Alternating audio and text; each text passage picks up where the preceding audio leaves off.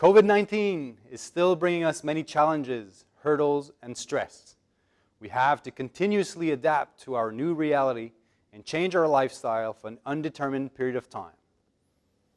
Thanks to all our veterans, we can go through these difficult times with at least a peace of mind that we, as citizens, still have a voice and have services helping us and providing us many options.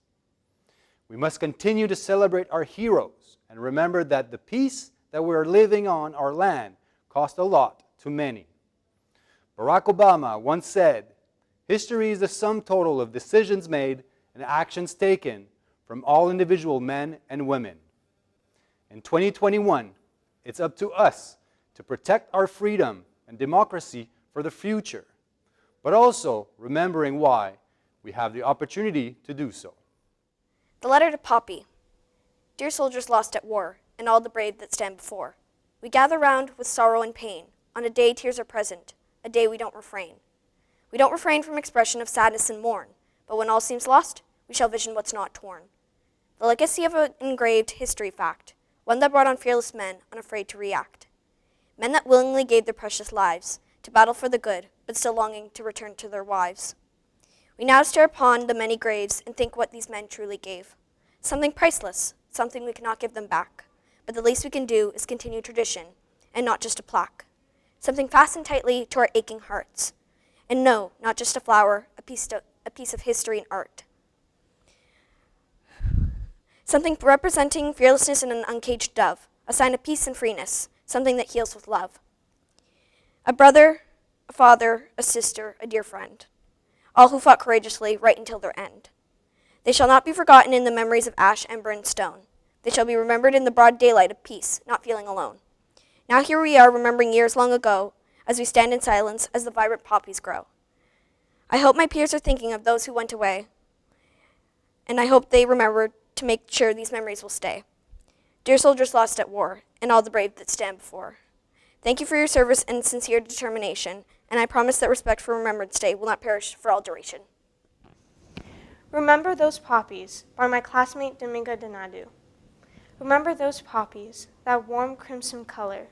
Remember those poppies, those beautiful red flowers we used to see. Remember those poppies, those blossoms we wear in November. Remember those poppies, those poppies that remembered the past. Remember those poppies, the ones our teachers taught us about in class. Remember those poppies, those ruby petals that always glow, like a spirit disturbing the flow of this earth's breath with a story that's trying to be told. Remember those poppies, those flowers that always had the presence of beauty.